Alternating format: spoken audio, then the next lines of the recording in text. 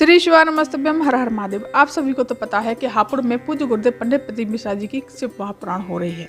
तो उस शिव महापुराण में कल की में पूज्य गुरुदेव ने बहुत ही सुंदर से अचूक से 2 उपाय बताए।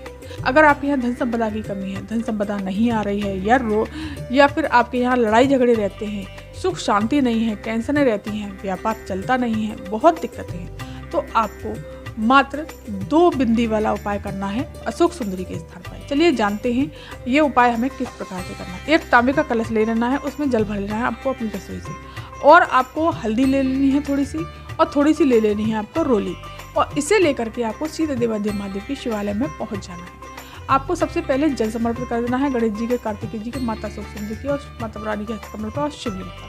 और फिर आपको उसमें जो हल्दी और रोली लेकर के गए हैं थोड़ा सा जल उसमें मिला करके उसको गीला कर लीजिए। गीला करके माता अशोक सुंदरी के स्थान पर 1 बिंदी लगानी है आपको हल्दी की, और दूसरी बिंदी लगानी है आपको रोली की। इस प्रकार से लगाने के पश्चात आपको जिस उंगली में लगा रहे हैं उसमें हल्दी और रोली लग जाएगी, उसे आपको धोना नहीं है, पोंछना नहीं है। उसी प्रकार से आपको अपने सीधे घर चले आना है, कोई धोना पोंछना नहीं है उसको। और आकर के आपको अपने मुख्य द्वार से, जो कि जैसे ही आप मुख्य द्वार के अंदर घुसेंगे तो ऊपर की तरफ, चौखट की तरफ, ऊपर की तरफ आपको वो बिंदी हल्दी और कुमकुम वाली वहीं पर लगा देनी है, भोलेनाथ को स्मरण करते हुए, शेषवार मंत्र का जाप करते हुए। दोस्तों ये उपाय आपको शरद पूर्णिमा से लेकर के कार्तिक पूर्णिमा के बीच में करना है, किसी भी दिन कर लीजिए।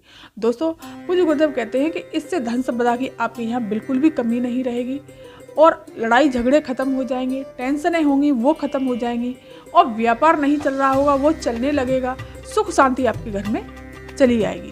दोस्तों पूज्य गुरुदेव ने कहा है कि अगली जो शिव महापुराण होगी उसमें कार्तिक मास के बहुत ही सुंदर सुंदर से उपाय बताएंगे। तो दोस्तों आप मेरे YouTube चैनल पर बने रहिएगा, मैं आपको पूज्य गुरुदेव के उपाय सुन के आपको बताने का, पूरी तरह से समझाने का प्रयास करूंगी। अब चलिए दोस्तों जानते हैं जो दूसरा उपाय है बताया है पूज्य गुरुदेव ने। अगर आपका बीपी ऊपर नीचे होता है, बहुत परेशानी है, तो आपको क्या करना है, 1 बेलपत्री ले लेनी है और 1 ले लेना है तांबे का कलश। लेकिन बेलपत्री कैसी होनी चाहिए, बेलपत्री जो एक आगे वाली जो उंगली होती है उसके दो पोरे होते हैं। मैं इस वीडियो में बता दूंगी कि किस प्रकार से लेनी है। 2 पोरे होते हैं उंगली के, उसके बराबर की बेलपत्री ले लेनी है, और शिवालय में पहुंच करके आपको माता अशोक सुंदरी के स्थान पर वो बेलपत्री आपको समर्पित कर देनी है।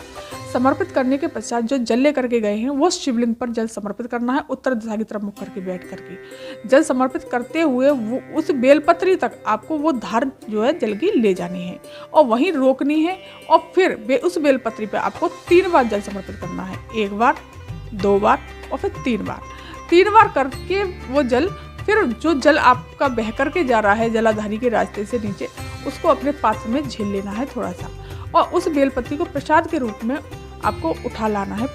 उठा करके आपको जैसे ही आप अपने घर की तरफ आएंगे और जैसे ही आप अपने घर में एंटर करेंगे, तभी घुसते ही आपको वो बेलपत्री खा लेनी है, मतलब पा लेनी है आपको, और आ करके अपने घर अंदर आ जाएंगे, तब वो जल बैठ करके वो जल आपको पी लेना है। दोस्तों बहुत ही सुंदर अचूक उपाय है। इससे आपकी नेत्र ज्योति भी अगर कमजोर होगी ना, वो भी सही होने लग जाएगी, चाहे चश्मा ही क्यों ना लगा हो।